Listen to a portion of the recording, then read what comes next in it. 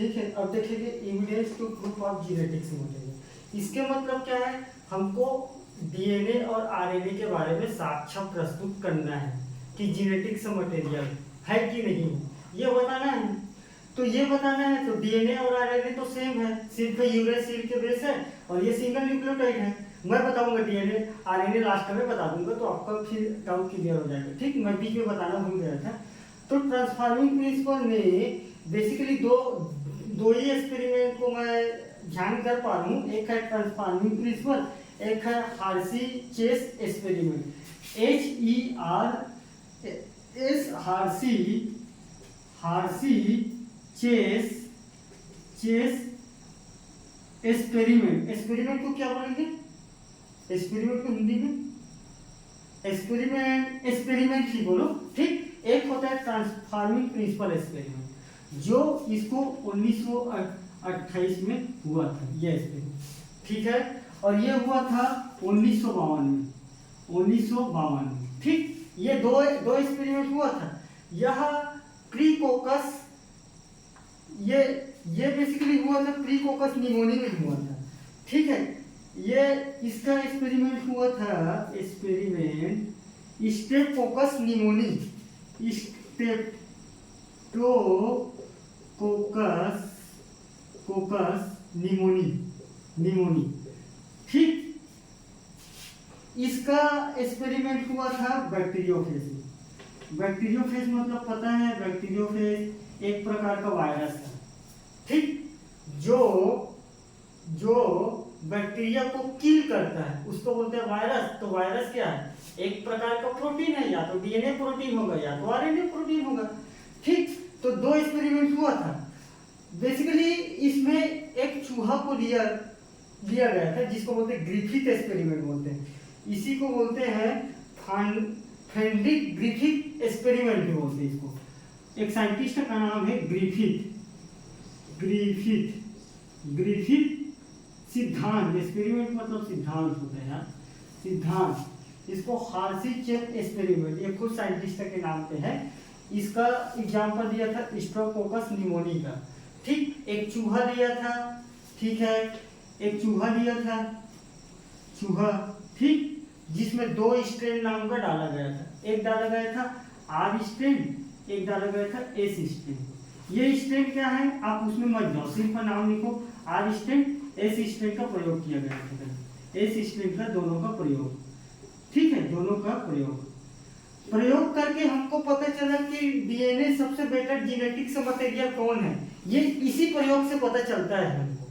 अब कैसे चलता है, किसी को अगर इतना ही उसके माइंड में उछल रहा होगा जानने का, फोन लगा लेना।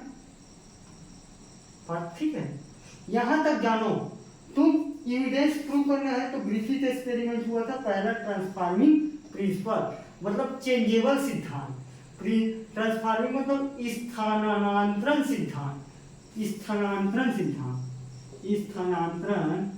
सिद्धांत, प्रिंसिपल मतलब सिद्धांत। ठीक, जो 1928 में दिया गया था, जो स्टेप्टोकोकस निमोनी को लेकर किया गया था, और इसका और यूज करने के लिए हम चूहा लिए थे। ठीक, तो चूहा में दो स्ट्रेन का प्रयोग किया गया था, एक आर स्ट्रेन एक एस स्ट्रेन। अब ये क्या होता है, कैसा होता है, स्टेप्टोकोकस निमोनी क्या है, क्या चूहा है, क्या है, सिर्फ तुम इतना रट के लिखो पहले, इधर नहीं आना है। मैं क्या होता है पेपर के बाद, चाहे किसी को जानने का अगर जागरूक हो फोन लगा लेना। हार्सी-चेस एक्सपेरिमेंट जो हुआ था 1952 में, किसमें हुआ था, बैक्टीरियोफेज में। ठीक, तो बैक्टीरियोफेज में रेडियो एक्टिव पदार्थ का यूज किया गया था। किसका, रेडियो धर्मिता जी, रेडियो धर्मिता पदार्थ का उपयोग किया गया था। और कौन कौन से रेडियो धर्मिता पदार्थ था, पी वेव बोलते हैं रेडियो धर्मी को, वेव्स और आर वेव्स। ठीक, पी वेव्स और आर है कि एस है यार, एक मिनट ना, सॉरी थोड़ा दिक्कत हो रहा है। हाँ, आर और एस है ना, आर पी और एस वेव है, एस वेव का प्रयोग किया गया था। इतना लिख लोगे चर्चा point evidence to prove DNA RNA. और इसी से पता चलता है कि जेनेटिक्स मटेरियल कौन है, बेटर जेनेटिक्स मटेरियल कौन है, यही एक्सपेरिमेंट के थ्रू हम बताते हैं। इसमें कई साइंटिस्ट है, मैकलॉड है, ग्रिफिथ है, चिप एक्सपेरिमेंट है, सारी साइंटिस्टों ने सबका अलग अलग समर्थन, अलग अलग मुद्दा, अलग अलग का कहावत था, सबका अलग अलग पेपर था, अलग अलग रिसर्च था कि कौन बेटर जेनेटिक्स मटेरियल है। ये प्रयोग में लाया गया था ग्रिफिथ एक्सपेरिमेंट 1928, स्ट्रेप्टोकोकस निमोनी चूहा में आरिस्टेन एसिस्टेंट का प्रयोग। लिखना कैसे है, ऐसी लिखना है एक एक लाइन, वो समझ जाए। 1928 में दिया गया था स्ट्रेप्टोकोकस निमोनी एग्जाम्पल, चूहा का यूज, आरिस्टेन एसिस्टेंट दोनों का प्रयोग किया गया था। ठीक, 5 पॉइंट। हर्सी चिप एक्सपेरिमेंट 1952 में आया। 1952 के बाद ठीक ये बैक्टीरियोफेज में यूज किया। बैक्टीरियोफेज एक प्रकार का वायरस है, लिख देना, एक प्रकार का वायरस है जो बैक्टीरिया को किल करता है। इसी में चिप एक्सपेरिमेंट, हार्सी चिप एक्सपेरिमेंट किया गया था। तो 2 पॉइंट में और बता दिया एक्स्ट्रा। ठीक, जिसमें रेडियोधर्मिता पदार्थ का उपयोग किया गया था यह वाला एक्सपेरिमेंट करने के लिए। भाई कोई रेडियो पदार्थ हमारे बॉडी में घुसेगा तो हमारा डीएनए कैसा स्टेबल करेगा, इसी चीज का तो पता लगाना है। और इसी चीज का पता लगा के तो बताना है, एविडेंस मतलब साक्ष्य देना है कि हमारा डीएनए कैसा है, हमारा आरएनए कैसा है, तभी तो पता चलेगा बेटर जेनेटिक्स मटेरियल कौन है। जेनेटिक्स मतलब ब्रांच ऑफ बायोलॉजी जिसमें विभिन्नता प्लस सामान्यता के कारण के अध्ययन करते हैं। तो उसी वही डीएनए की वजह से तो आ रहे हैं ना, समानताएं प्लस विभिन्नताएं। हेरिडिटी ऑफ प्रिंसिपल से जेनेटिक्स में पढ़े हो क्या, तो किसकी वजह से आ रहा है, वही जीन और डीएनए की वजह से आ रहा है। उसी का तो एक्सपेरिमेंट करके बता रहे हैं, साक्ष्य दे रहे हैं। अब इसका प्रॉपर्टी देखते हैं, कौन कौन क्या क्या है। तो डीएनए और आरएनए के गुण देख लेते हैं, फिर पता चल जाएगा कि मतलब बेटर जेनेटिक्स कौन। 3 गुण देख लेते हैं, बात खत्म करते हैं। ऐसे लिख लोगे, आएगा तो कम से कम तुम्हारे लिए हो जाएगा। तो मैं बात कर रहा था डीएनए आरएनए के प्रॉपर्टी, जस्ट नीचे लिखना पड़ेगा डीएनए आरएनए प्रॉपर्टी। ठीक, तो डीएनए आरएनए प्रॉपर्टी के मतलब सबसे पहले ये है कि दोनों के दोनों रिप्लिकेट के लिए एबल है। तो आप लिखना डीएनए और आरएनए दोनों रिप्लिकेट के लिए एबल है। इसके गुण तो ये है ना भाई, रिप्लिकेशन के लिए दोनों तो है ना, तो एबल फॉर द रिप्लिकेशन। आप लिखना डीएनए प्लस आरएनए दोनों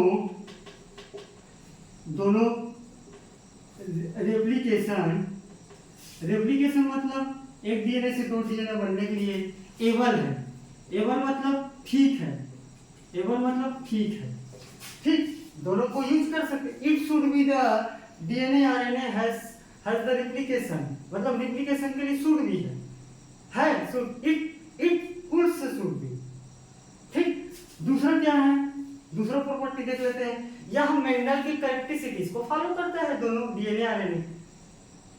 तो दूसरा लिख दो, मेंडल के लक्षण को फॉलो करता है, दूसरा। तीसरा क्या लिख सकते हो भाई, तीसरा क्या लिख सकते हो, स्लो चेंज होता है डीएनए, अचानक से बदलाव नहीं हो जाता है। आप म्यूटेशन पढ़े हो तो तीसरा है स्लो चेंज हो जाता है, स्लो चेंज होता है। ऐसे नहीं कि अचानक से रिप्लिकेट हुआ, अचानक से यहाँ का खंड वहां टूट के जुड़ गए, नहीं होता है, स्लो चेंज होता है डीएनए आरएनए। ये इसकी प्रॉपर्टी है। चौथा नंबर की प्रॉपर्टी में है रासायनिक प्लस भौतिकी बहुत स्टेबल है। ये रासायनिक मतलब किसी भी रसायन के प्रति जल्दी इफेक्ट ना होता हो, किसी भी लाइट वाइट प्रकाश के प्रति इफेक्ट ना होता हो। जब इसके भेदन से अपर अगर यूवी लाइट और अल्ट्रावायलेट और ये सारी लाइट आएगा तभी इफेक्ट होगा डीएनए को। नॉर्मल टेम्परेचर नॉर्मल में नहीं होता है, इसी कारण बोलते हैं केमिकली प्लस फिजिकली बहुत ही ज़्यादा स्टेबल है। ठीक, तो आप लिख सकते हो रासायनिक तौर पर प्लस भौतिकी तौर पर डीएनए मोर मतलब ज़्यादा स्टेबल है। स्टेबल मतलब एक स्टेट है, अवस्था है, ज़्यादा ना होता है ना कम भी होता है, ऐसा टाइप है, स्टेबल है। ठीक,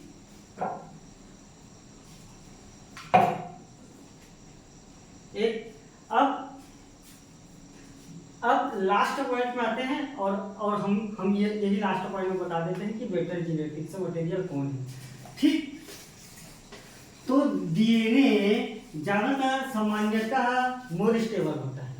ठीक, आप 5वां पॉइंट में लिखो डीएनए ज्यादातर अधिक स्टेबल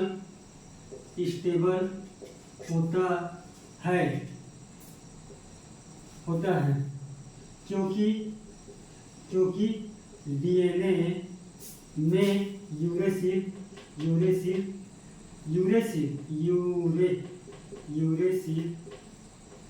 नहीं पाया जाता।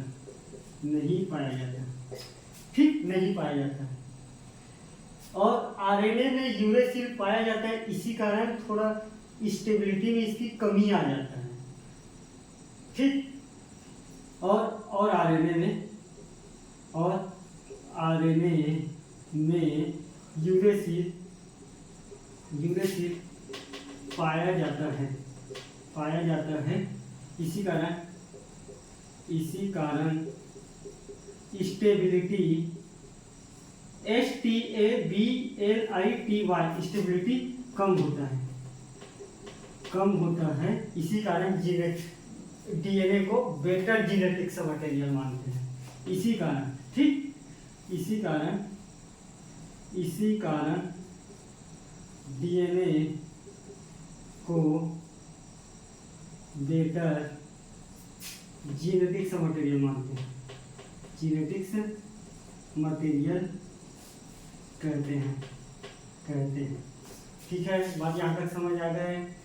एविडेंस ऑफ साक्ष्य में 2 एक्सपेरिमेंट है। ठीक है, ग्रिफिथ एक्सपेरिमेंट 1928, प्रीकोकस प्री निमोनिया आर स्टेट और एस स्टेट का यूज किया गया था। हार्सी एक्सपेरिमेंट में रेडियो एक्टिव पी का वेव ऐसा वेव है जो रेडियो धर्मिता अलग अलग वेव आता है ना, तरंग आता है। ठीक है, तो इस तरीके से हमारे डीएनए को और दोनों की हम प्रॉपर्टी जान लिए, डीएनए में क्या क्या प्रॉपर्टी है, आरएनए में क्या क्या प्रॉपर्टी है। लास्ट पॉइंट, डीएनए थोड़ा अधिक स्टेबल रहता है क्योंकि उसमें यूरेसिल पदार्थ नहीं पाया जाता है। यूरेसिल बेसिकली स्टेबिलिटी को थोड़ा कम